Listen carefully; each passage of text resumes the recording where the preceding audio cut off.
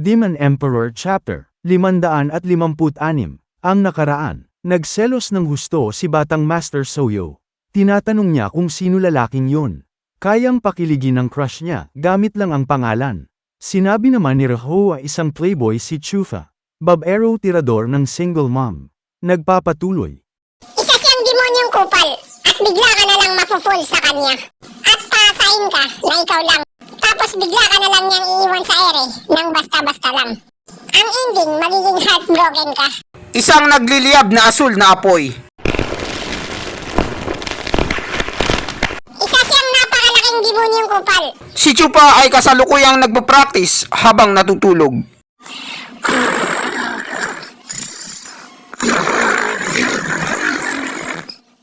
Sa kalagitnaan ng alas 12 ng gabi,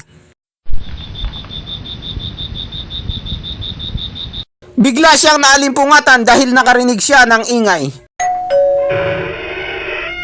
Chupa, gumising ka na dyan. Kailangan na nating magtipon-tipon. At hindi na hinintay ni matandang ewan na makasagot si Chupa. Dali-dali niya itong hinila palabas. Matandang ewan, bitawan mo ako.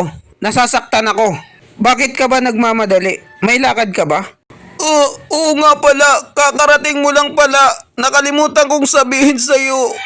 Tinatawag na tayo ng dalawang bossing. Kailangan ng lahat ng trabahador ay makapunta na lahat doon. Kailangan nating magmadali. Bilisan mo ang paglalakad mo. Nakasalalay dito ang buhay natin. Ano? Dalawang bossing baka mo? Di ba ikaw ang bossing dito? Na mamahala ng lahat? Niloloko mo lang pala kami kanina. Isa ka palang peke. Nagpanggap ka na ikaw ang boss dito. Hindi naman sa ganun, Chupo. Ipinangalan lang nila sa akin ay boss. Pero hindi talaga ako ang totoong bossing dito. Silang dalawa talaga ang totoong namamahala at may hawak dito. Utos-utusan lang nila ako. At kapag may bago na namang nag-apply na trabahador na malakas, siya na naman ang magiging bagong bossing. Kung ganun ang lugar na to, marami palang mga adik dito na nagtatago. Kailangan kong mag-ingat sa mga ahas na to. Baka bigla akong tuklawin. Pero kahit gaano pa man kalakas ang kamandag ng ahas na to, titirahin ko muna siya bago niya ako maunahan. Kapag minalit nila ako at pinagtawanan, may kakalagyan sila sa akin.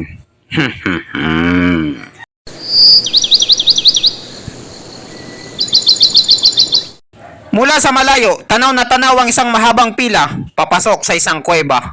Hindi maaari ito! Kaunti na lang ang tao sa labas! Late na tayo! Sigurado akong nasa loob na ang lahat! So, ano naman ang kinakatakot mo? Mayroon pa namang mga tao na paparating pa lang, kaya huwag kang masyadong kabahan. Hindi pa tayo ang pinakahuli sa lahat, kaya relax ka lang. Nasasabi mo yan kasi hindi ikaw ang nasa kalagayan ko. Baguhan ka pa lang kasi sa trabaho, kaya okay lang kahit malate ka. Ako may warning na 7 days suspension. Pag nalit pa ako ulit sa trabaho, tatanggalin na talaga nila ako. Sa loob ng kuweba kung saan gaganapin ang short briefing ng mga trabahador. Sino kaya ang kalbo na to na parang natalo sa scatter? May kasama siyang chicks na blondie na sexy pa. May tattoo sa muka. Kung ganun, pati dito pala sa opisina ng mga trabahador na may mga malalakas din na mga mukhang halimaw. Ang lakas nila ay 4 na grado ng Radiant Stage. I-chismis ko sa'yo to. Huwag mong ipagsasabi. Atin-atin lang. Mga estudyante yan sa loob na hindi nakapasa sa board exam kaya ibinagsak sila dito. Kaya ang ending, naging trabahador na lang sila. Marami din kasi silang nalabag na patakaran sa loob ng sekto. Ang kanilang ambisyon at pangarap na makatapos sa pag-aaral ay wala na. Kaya ganyan talaga ang mga mukha nila, parang Bernie Santo. Kaya wag mo silang pagtatawanan. Kahit may bagger ka pa na 4 na tagapamahala, hindi yun uubra. Matandang ewan, ano bang ginagawa mo dyan sa baba? Chismoso ka talaga. Tigilan mo na yung kakamarites mo at umakyat ka na rito. Ilabas mo na ang listahan para makita ko kung gaano sila karami. Kung sino ang absent na hindi na naman pumasok sa trabaho. Sir, bossing, kumusta ang buhay-buhay? Pagpasensyahan niyo na kung tamad ako. Matanda na kasi. Magpasalamat kang matanda ka. Dahil hinahaya ka pa naming mabuhay dito kahit wala ka ng kwenta. Dahil wala rin kasi kaming mapapala sa'yo. Wala kang kapera-pera. Kahit gawin ka pa naming punching bags, kami lang ang masasaktan dahil puro buto ang katawan mo. Kaya tigilan mo na ang petiks mo at pabagal-bagal na galaw. Maraming salamat po, bossing, sa awa niyo sa akin. Ito na po ang listahan, Sir Kuilang Kalbo. Makinig kayong mabuti. Magsabi ng present pag narinig niyo ang pangalan niyo. Zagfugay! Present! Lergo! Present po! Mukhang may bago tayo rito Mga kosa, sino sa inyo si Chupa? Kalbo, nandito lang ako. Ang pinakapogi at pinakamaangas. Chupa.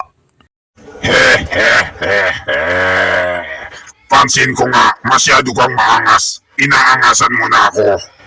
Bilang baguhan, kailangan mong dumaan sa patakaran. Mga kosa, kailangan siyang mabinyagan. Wag! Wag! Maawa kayo sa kanya! Bata pa yan! Batang master na kalbo, Kuilang, maawa ka sa kanya! Batang kalbo, Kuilang, may backer siya na 4 na tagapamahala. Sila ang nagdala sa kanya rito. At mahigpit nilang ibinilin sa akin na ingatan ko daw si Chukwa. Binalaan nila ako na kung sino man ang manakit sa kanya ay mananagot ng husto. Ipapatulpo nila. Kaya nakasalalay ang buhay ko sa kanya. Ako ang babalikan ng 4 na unano na yun. Ano ngayon sa akin? Anong pake ko? Mga tagapamahala lang ang backer niya. Ako, isang matanda.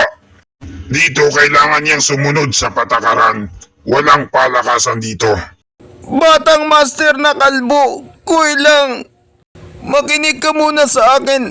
Ang mga tagapamahala na yon, masyado nilang pinoprotektahan at inaalagaan ang batang yan. Sa katunayan nga, pumunta pa sila sa pinuno ng sekto. Gusto nilang hilingin na may labas siya rito. Yung ganong ginawa nila, kaya bang gawin sa iyo yun ng backer mo? Anong sabi mo, tanda? Kuilang Kalbo, tumigil na kayong magdrama dyan. Baka importante ang batang yan at hindi pa natin siya kilala. Mas magandang wag muna natin siyang galawin. At mag-focus na lang tayo sa trabaho. Kung ganon, hindi mo na kita gagalawin. Baka magkaroon ako ng maraming kaaway. Mahirap na. Aagawin pa nila itong pinagkakapirahan ko. Pinatawag ko kayong lahat dito dahil sa isang rason. Isang importanteng bagay. Ngayong araw na ito ay gaganapin ang Asura Circle o mas kilalang sabong. Magsisimula tayo ng panibago. Magsasabong kayong lahat. Ang tanging mananalo lang sa sabungan na ito ang siyang makakaalis ng buhay sa lugar na to. Ano? Hindi maaari yan! Napaka-unfair naman sa amin! Nagpapatawa ba kayo? Ang sabungan ay ginaganap lang kada 3 taon. Huwag mo kaming pinagloloko, kalbo! Bakit gaganapin na naman ito pagkatapos ng 6 na buwan? Masyado kayong nagmamadali. Kahit anong oras na gustuhin kong magsabong, wala kayong magagawa. Wala akong pake sa feelings niyo. Dahil pareho lang ang magiging resulta at hindi na mababago yun. Ang pinakamalakas at matibay lang ang matitira. At ang mga mahihina naman na matatalo ay magiging pataba sa mga halaman. At ang kayamanan na may iwan nila ay gagamitin para sa sekto. Sa kuwebang ito magaganap ang pagsasabong. Sa oras na, sa unang beses na tumunog ang kampanang ito, yun na ang hudyat para magsimula na kayong magsabong. Kapag narinig niyo ulit na tumunog ito ng pangalawa, ibig sabihin nun ay tapos na ang sabong. At tumigil na kayo sa pagkikipaglaban. Naintindihan niyo ba ako? Maliwanag ba yun sa inyo? Teka muna! Batang master na kalbo! Kuilang! Si Chupa ay kararating niya lang dito sa opisina ng mga trabahador. Hindi niya pa alam kung gaano kalupit at kahirap dito sa sabungan. Pwede bang ilibre mo muna siya at wag mo muna siyang isali? Ang patakaran ay patakaran. Walang libre dito, tanda. Hindi ko na nga siya tinarget dahil dun sa mga tagapamahalang backer niya. Pero ang batas ay batas. Ang lahat ng mga trabahador ay kailangan sumali. O baka naman gusto mong bugbugin ko siya rito para maging halimbawa sa lahat. Matandang ewan, huwag kang mag-alala. Masyado ka kasing nagkakape. Ayan tuloy, nervyoso ka. Isa siya naggrado ng true pawn stage, kaya hindi siya mamamatay dyan. Magtiwala ka lang sa kanya. Hoy, kayong dalawa, makapalang mukha na mukhang hipon. Yuwiling! At ikaw na maitim na kalbo, kuy lang. Mga putang ina yung dalawa, bullshit kayo. Alam ko na ang sekto natin ay walang ganitong gawain.